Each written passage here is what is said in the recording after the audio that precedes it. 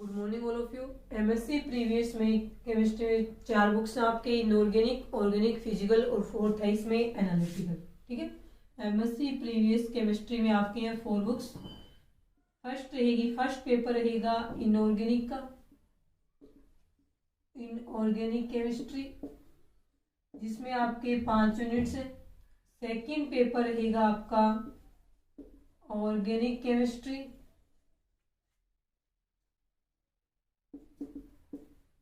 इसमें भी 5 यूनिट्स है।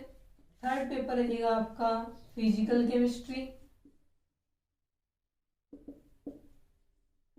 इसमें भी 5 यूनिट्स है। फोर्थ पेपर रहेगा एनालिटिकल केमिस्ट्री,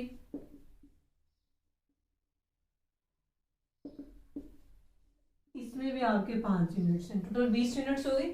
इसमें से ये जो थर्ड पेपर है फिजिकल केमिस्ट्री का, इसमें जो 5 यूनिट्स हैं उसमें फर्स्ट है क्वांटम की, सेकेंड वाले यूनिट्स है वो इसमें हो जाएगी थर्मोडायनेमिक्स की, थर्ड यूनिट हो जाएगी इसके अंदर आपकी केमिकल काइनेटिक्स की, फोर्थ यूनिट हो जाएगी आपकी इलेक्ट्रोकेमिस्ट्री की, और 1 यूनिट्स हो रहा है वो सेल सॉल्यूशन वगैरह, क्योंकि 5 यूनिट्स आपकी। ठीक है, थर्ड पेपर है फिजिकल केमिस्ट्री जो हम शुरू कर रहे हैं, और थर्ड पेपर की फर्स्ट यूनिट है क्वांटम मैकेनिक्स, जो आगे आपके बीएससी फाइनल ईयर में थी। फर्स्ट यूनिट क्वांटम मैकेनिक्स के नाम से थी, वो एलिमेंट्री क्वांटम मैकेनिक्स, उसी को आगे डिस्क्राइब करके इस वाले में रखा गया है क्वांटम मैकेनिक्स में। ठीक है, तो इस प्रकार से 4 पेपर रहेंगे, प्रत्येक पेपर में 5 यूनिट्स होंगी। इसमें पेपर नंबर थर्ड है फिजिकल केमिस्ट्री, वो हम आज से स्टार्ट करेंगे। देखिए इसके अंदर सबसे पहले इसमें 2 नाम आए, तो क्वांटम है और एक है मैकेनिक्स। तो मैकेनिक्स क्या है, क्वांटम मैकेनिक्स क्या है, ये पढ़ेंगे सबसे पहले। तो सबसे पहले इसमें डेफिनेशन लिखते हैं हम मैकेनिक्स की। ठीक है, मैकेनिक्स है वो किसी भी मैटर के बिहेवियर की स्टडी करना, किसी भी मैटर के, जब वो मैटर किसमें मोशन में हो, गति में हो। इसका मतलब जब कोई भी पदार्थ गति कर रहा होता है, जब कोई मैटर मोशन में होता है, उस टाइम उसके बिहेवियर की स्टडी करना ही क्या कहलाता है, मैकेनिक्स कहलाता है। ठीक है, the behaviour study of a matter, definition में क्या रहेगा इसमें, the behaviour study of a matter when, कब, when it is in a motion, जब ये एक गति में होता है, गति कर रहा होता है। तो मैटर या किसी पदार्थ के बिहेवियर की स्टडी करना कब, जब ये मैटर मोशन में होता है, कॉल्ड मैकेनिक्स, उसे हम मैकेनिक्स या गतिकी के नाम से जानते हैं। ठीक है, तो ये रहेगी मैकेनिक्स की definition, the behaviour study of matter when it is in motion, जब ये मैटर या पदार्थ गति में होता है, तब इसके बिहेवियर की स्टडी करना क्या कहलाता है, मैकेनिक्स, जिसे हिंदी में बोलते हैं हम गतिकी कहलाता है। अब मैकेनिक्स और 2 टाइप्स की होती है, तो यहाँ पे नेक्स्ट हम लिखेंगे mechanics are 2 types,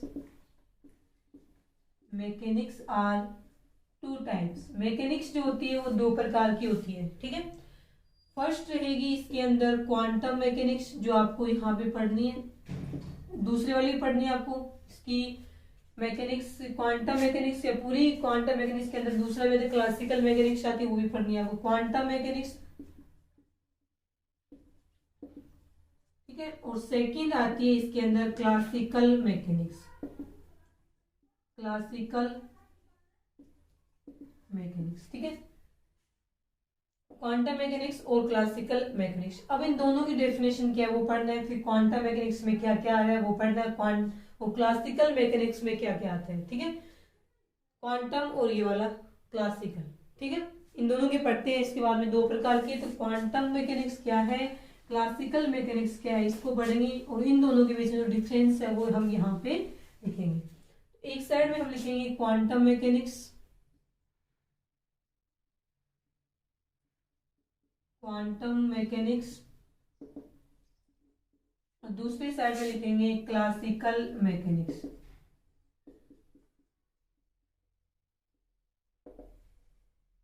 classical mechanics दोनों को पढ़ना है। ठीक है, दोनों में डिफरेंस लिख रहे हैं यहाँ पे। अब ये वाले जो यूनिट्स है क्वांटम वाली, इसकी जो नोट्स लिखे हुए हैं वो आपको टेलीग्राम पे मिल जाएंगे। ठीक है, वहां से देख लेना। क्वांटम मैकेनिक्स और क्लासिकल मैकेनिक्स, क्वांटम मैकेनिक्स में भी वही है कि हम किसी भी पदार्थ के बिहेवियर की स्टडी करते हैं, लेकिन कब करते हैं, तो आ जाएगा इसमें एट मार्क माइक्रोस्कोपिक लेवल, छोटे लेवल पे करते हैं, माइक्रो तो छोटा, एट माइक्रोस्कोपिक लेवल। इसमें भी किसी भी मैटर के जब वो मोशन में होता है, गति में होता है, उसमें भी उसके बिहेवियर की स्टडी करते हैं, लेकिन वो कब कैसे करते हैं, माइक्रोस्कोपिक, छोटे लेवल पे करते हैं। छोटे स्तर पे कोई काम करना शुरू करते हैं तो वो आता है क्वांटम में, और उसी काम को हम यदि बड़े लेवल पे करते हैं, माइक्रोस्कोपिक, बड़े को बोलते हैं माइक्रोस्कोपिक लेवल पे करते हैं, तब वो आता है क्लासिकल मैकेनिक्स में, एट माइक्रोस्कोपिक लेवल। तो ये भी एक थ्योरी है, ये भी एक थ्योरी है। इसके अंदर उस थ्योरी की स्टडी करते हैं वो माइक्रोस्कोपिक लेवल पे करते हैं, इस वाले को करते हैं माइक्रोस्कोपिक। माइक्रो का मतलब छोटे लेवल पे करते हैं, और मैक्रो का मतलब है कि हम बड़े लेवल पर स्टडी करते हैं। इसमें हम लिखेंगे कि quantum mechanics, quantum mechanics is a theory, ये एक थ्योरी है दैट डिस्क्राइब, जो क्या डिस्क्राइब होता है इसमें, इस क्वांटम मैकेनिक्स में, motion of matter, motion of matter at microscopic level. किसी भी पदार्थ की गतिकी का अध्ययन जिस थ्योरी के अंदर माइक्रोस्कोपिक लेवल में किया जाता है उसे हम क्वांटम मैकेनिक्स कहते हैं। इसको इसे हिंदी में कन्वर्ट करें तो यहाँ पे आते हैं कि किसी भी पदार्थ की गतिकी का अध्ययन जब हम करते हैं माइक्रोस्कोपिक लेवल पे तो वो क्या कहलाता है, क्लासिकल मैकेनिक्स। तो यहाँ पे आ जाएगा classical mechanics, classical mechanics is a theory. दोनों ही थ्योरी है, सिर्फ इसी वर्ड का डिफरेंस आएगा, इसमें आएगा एट माइक्रोस्कोपिक लेवल माइक्रोस्कोपिक, और इसमें आएगा microscopic. Classical mechanics is a theory that describe motion of matter, motion of matter, motion of matter भी लिख सकते हैं इसको हम, मोशन की जगह हम डायनेमिक्स का यूज भी कर सकते हैं। डायनेमिक्स भी क्या होती है, गति की होती है। हम मोशन की जगह हम किसका यूज करते हैं, डायनेमिक्स का यूज भी करते हैं। मतलब किसी भी पदार्थ की, डायनेमिक्स का मतलब गति की, किसी भी पदार्थ की गतिकी का अध्ययन करना कौन सी थ्योरी में, माइक्रोस्कोपिक लेवल पे करते हैं तो वह थ्योरी क्वांटम मैकेनिक्स कहलाती है। और उसी पदार्थ की गतिकी का अध्ययन यदि हम माइक्रोस्कोपिक या बड़े लेवल पे करते हैं तो उसे हम क्लासिकल मैकेनिक्स के नाम से जानेंगे। अब सेकंड डिफरेंस आता है इन दोनों के अंदर, उसमें आता है कि ये वाली तो होती है विजिबल पीरियड में, इनविजिबल में,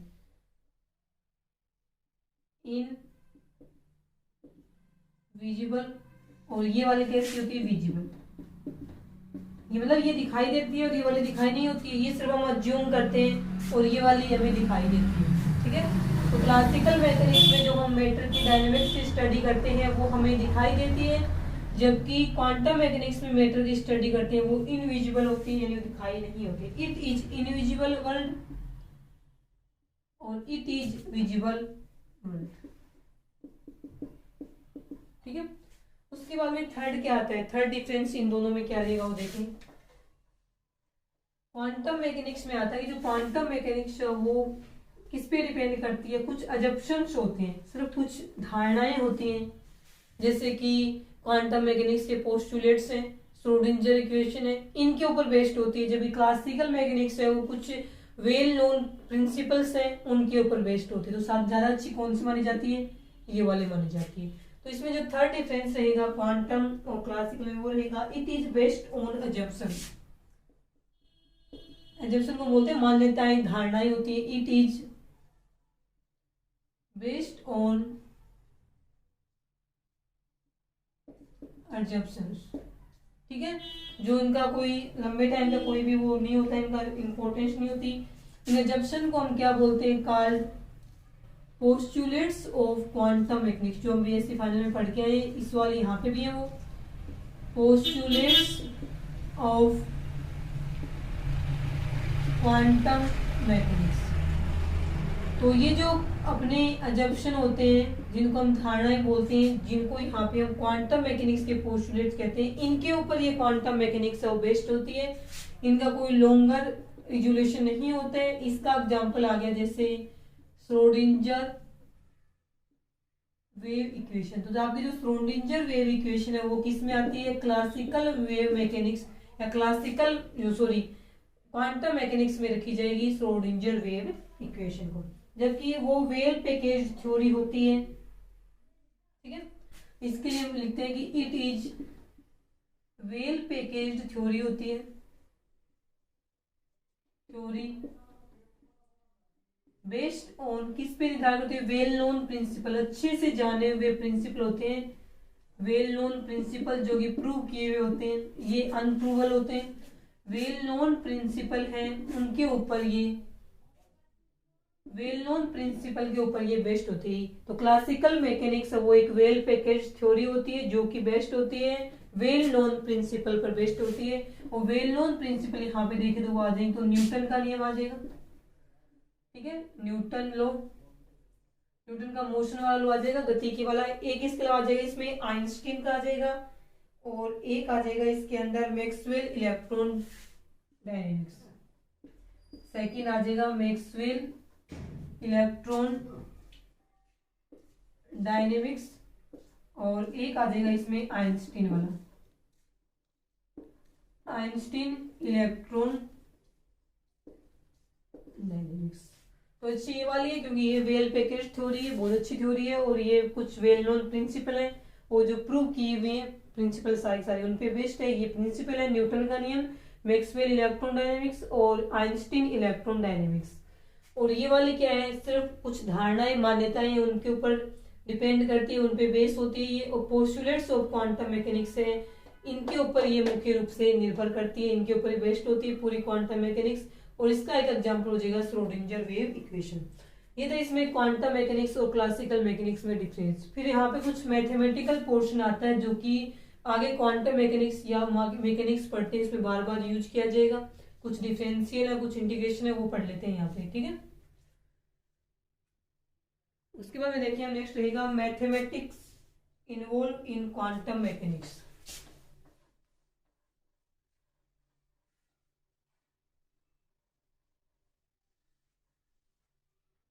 देखिए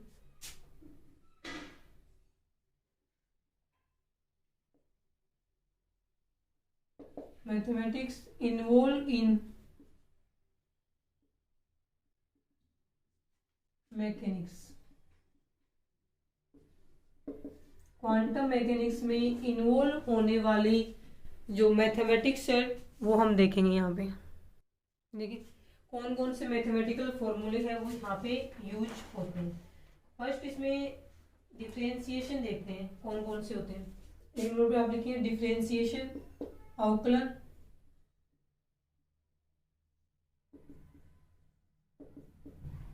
तो जो डिफरेंशिएशन जो यहाँ पे यूज होते हैं इसमें फर्स्ट डिफरेंशिएशन हम देखते हैं कि डी अपॉन में डी एक्स अक्ष की पावर एन, ऐसे लिखा हुआ है डी अपॉन में डी एक्स अक्ष की पावर एन। इसका फॉर्मूला क्या होता है सोल्व करेंगे देखें, तो अक्ष की पावर एन है, डी अपॉन में डी एक्स का मतलब फर्स्ट डेरिवेटिव है इसका, तो इसका रिजल्ट क्या आएगा, पावर को पहले लिखें, एन पहले आ गया पावर ना, ये डी अपॉन डी एक्स नहीं आएगा डिफरेंशियल करने के बाद, पावर पहले उसके बाद में ये वैल्यू अक्ष और इसकी पावर एन माइनस वन लिखना है।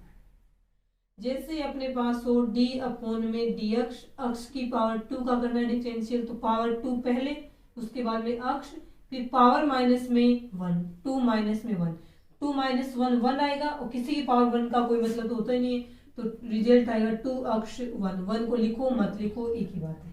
तो ये रहेगा इसका फर्स्ट डिफरेंशियल, इस प्रकार से इसका रिजल्ट है। ठीक है, पावर पहले फिर अक्ष फिर पावर माइनस में वन, ये फॉर्मूला आपको याद रखना डिफरेंशियल है। उसके बाद में सेकेंड डिफरेंशियल कर लिया, मान लीजिए हमने इस प्रकार से d अपॉन में dx c is equal to क्या आएगा, अब ये c क्या है, c कोई कांस्टेंट है, यहाँ पे हम लिखेंगे c is equal to constant, और कांस्टेंट का डिफरेंशियल हमेशा ही क्या आता है, जीरो के इक्वल आता है। d अपॉन में dx c is equal to zero, तो कांस्टेंट है, ये कांस्टेंट का डिफरेंशियल नहीं होता है, कांस्टेंट का डिफरेंशियल हमेशा ही किसके इक्वल आता है, जीरो के इक्वल आता है। ये सारे आगे यूज होंगे, आगे समझ में, तो दो गए। इसका थर्ड हम करेंगे d अपॉन में dx u plus minus v. इस डिफरेंशियल का एक बार इसका इसके साथ में डिफरेंशियल, फिर इसका इसके साथ में डिफरेंशियल, तो इसका रिजल्ट आएगा डी अपॉन में D x you plus minus D upon में डी एक्स वी। ये रहेगा इसका रिजल्ट। थर्ड हो गया डी अपॉन में डी एक्स वी। फोर्थ आ जाए यदि इस प्रकार से, देखिए डी अपॉन में डी एक्स अपॉन में डी एक्स और u और v एक साथ में लिख दिए। एक बार आपको u को कांस्टेंट रख करके v के साथ v का करना है डिफरेंशियल, दूसरी बार v को कांस्टेंट रख करके u का करना है। तो u को कांस्टेंट रख दिया, कांस्टेंट मतलब इसको हम डिफरेंशियल से पहले लिख देंगे। फिर अपने को करना है d अपॉन में dx v का, प्लस में दूसरी बार करना है v को रखना इससे बाहर, डिफरेंशियल से बाहर लिखेंगे, v पहले आ जाएगा, और d अपॉन में dx इस बार डिफरेंशियल करेंगे हम u का।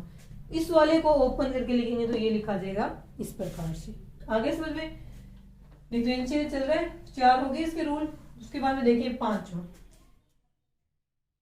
यदि ये ऐसे लिखा हुआ वो आपके पास, ये तो है फर्स्ट d अपॉन में dx का मतलब फर्स्ट डिफरेंशियल है। यदि इसको हमने ऐसे लिख दिया second differential, D square upon में dx स्क्वायर, ठीक है, ये लिख दिया, और यहाँ पे वैल्यू रख दी हमने u और v, ये वाली वैल्यू रख दी। तो इसका हम इस तरीके से लिखना चाहें तो क्या आएगा u डी स्क्वायर अपॉन में dx स्क्वायर और v प्लस में v डी स्क्वायर अपॉन में dx स्क्वायर, और यहाँ पे हमने लिख दिया u, इस वाले की तरह लिख दिया। एक बार u को बाहर लिख लेंगे, v का डिफरेंशियल करेंगे, फिर v को लिख लेंगे बाहर और u का करेंगे।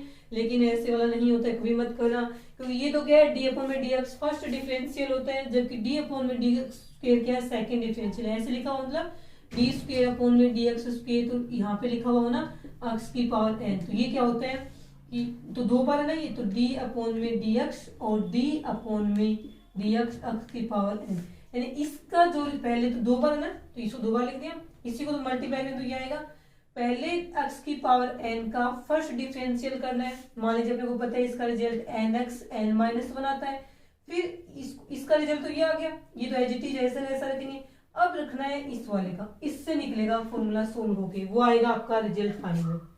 मतलब इस वाले को दो बार डिफरेंशियल करना है, पहले एक बार करोगे इस प्रकार लिखिए, इसका जो रिजल्ट आएगा उसको इसके साथ डिफरेंशियल करना है। इसको कहते हैं हम डबल डिफरेंशियल।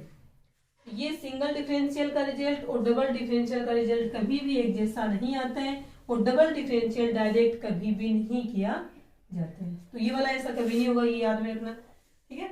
उसके बाद देखते हैं हम एक वैल्यू आती है इसके अंदर, देखिए d अपॉन में dx e की पावर आयटा की अक्ष की पावर n, आयटा की अक्ष की पावर n, ऐसे लिखा हुआ है। इसका रिजल्ट क्या आएगा, पहले ये पावर लिखते हैं आगे, उसके बाद में ये लिखते हैं आयटा की अक्ष, उसके बाद में हम क्या लिखते हैं अक्ष की पावर वापस यहाँ पे n-1, n सबसे पहले पावर, फिर ये ऐसा कैसा i के अक्ष इसकी पावर n-1, ये कर दिया, और वापिस यही आ जाएगा, ये का ये फंक्शन है, आगे आएंगे फंक्शन ऑपरेटर की बात। ये ऐसा कैसा वापिस लिखा जाएगा e की पावर आयटा के अक्ष की पावर n, यहाँ पे इस i को क्या बोला जाता है, आयटा बोला जाएगा। आगे समझ में इस प्रकार, तो इसको सबसे पहले पावर आयटा की x इसकी पावर n-1, फिर ये ऐसा कैसा उठा के वापिस कर देना, ये बनेगा आपका यहाँ पे, ठीक है। और इस आयटा की वैल्यू होती है हमेशा ही माइनस में 1, रूट -1, तो आयटा स्क्वायर क्या होगा आप बताओ, इसकी स्क्वायर करनी है,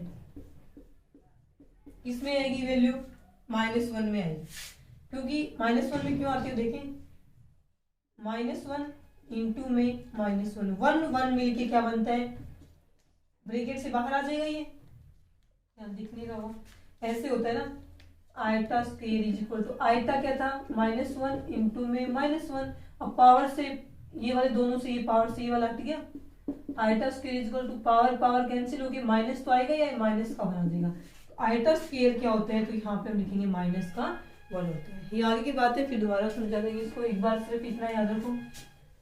ये आ गया 6 नंबर तक रूल हो गए। 7 नंबर रूल में आता है यदि ये माइनस में लिखा हुआ हो पहले से, तब हम क्या करेंगे, इसी में ये वाला माइनस में लिखा हुआ है, माइनस में ये जो यहाँ पे लिखा था ना वही डी अपॉन में डी एक्स माइनस में ई की पावर और आइटा के अक्ष की पावर एन। इस बार ये लिख दिया हमने माइनस में, सॉरी ये वाला लिखा हुआ है माइनस में, ये वाला। इसका रिजल्ट क्या आएगा, तो माइनस तो पहले आएगा ही, एन आयोटा की अक्ष की पावर एन माइनस वन और ई की पावर माइनस में आयोटा की अक्ष की पावर। एक बार तो इसको तो ऐसे कैसा लिखना ही है, इससे पहले ये वाला लिखा देगा माइनस में एन आयोटा के अक्ष एन माइनस वन। ये तो इसके जैसा ही ना, सिर्फ यहाँ पे माइनस लगा है, और ये वाला जैसा यहाँ लिखा हुआ था वैसे ही इसको उठा करके यहाँ लिख दिया। ये माइनस प्लस का ध्यान रखना, इस प्रकार से होंगे। इसमें क्वांटम में डिफरेंशियल आपको डायरेक्ट याद ही करने, इसका कोई फॉर्मूला नहीं है।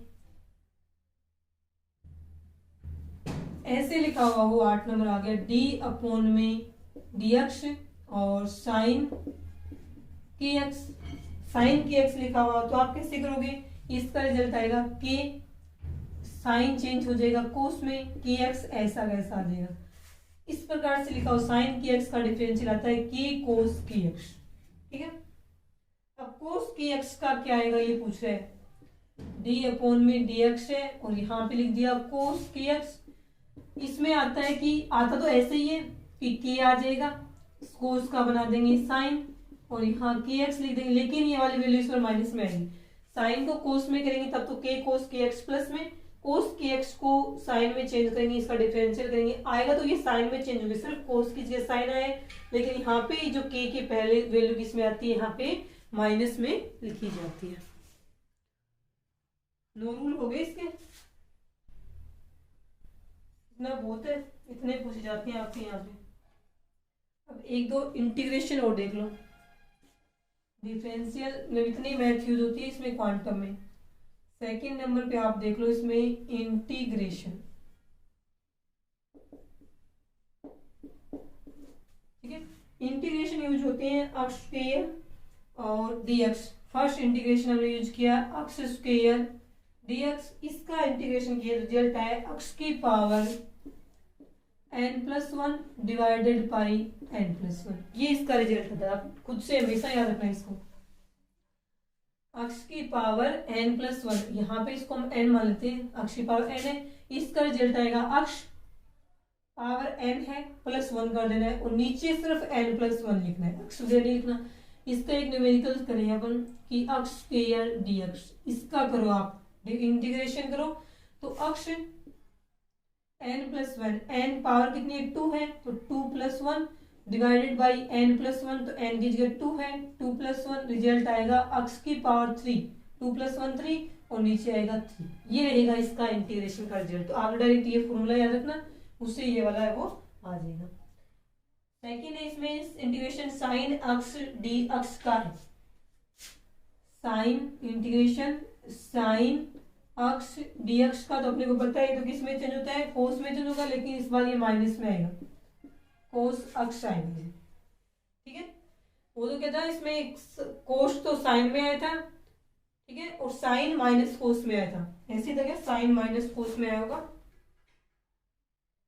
नहीं साइन कोस में आता है और कोस है वो माइनस साइन में आता है। इस बार साइन ही क्या आ गया इंटीग्रेशन में, डिफरेंशियल में तो साइन प्लस कोस में चेंज होता है और इंटीग्रेशन में साइन है माइनस कोस में चेंज हो गया, और डीएक्स का डिफरेंशियल हो गया क्या आ जाएगा, नॉर्मल अक्ष है वो लिखा जाएगा। अब कोस का बोला है, कोस का क्या होगा, तो कोस का इंटीग्रेशन कोस का डिफरेंशियल माइनस में हुआ था पीछे के आधार में, लेकिन कोस का इंटीग्रेशन है वो किस में आएगा, प्लस में आएगा, अक्ष डीएक्स, तो ये आएगा साइन अक्ष लिखा जाएगा इसको, साइन अक्ष, ठीक है।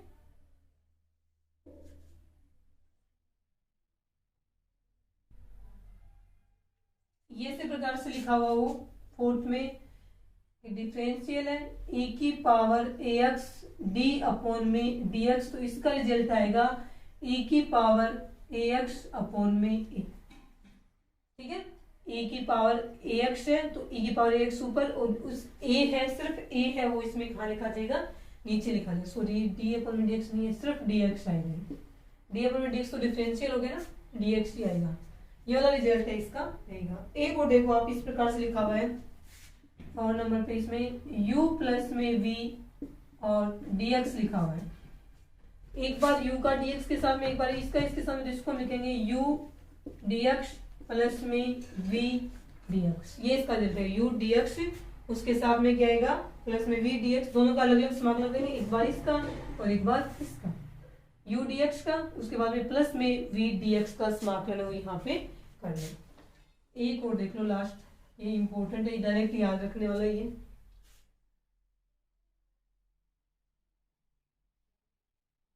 देखो 6 नंबर पे लिख दो इसको, ऐसे लिखा हुआ u v dx, उसमें तो प्लस में था u प्लस v dx, इस बार u v दोनों क्या है मल्टीप्लाई में है, ठीक है।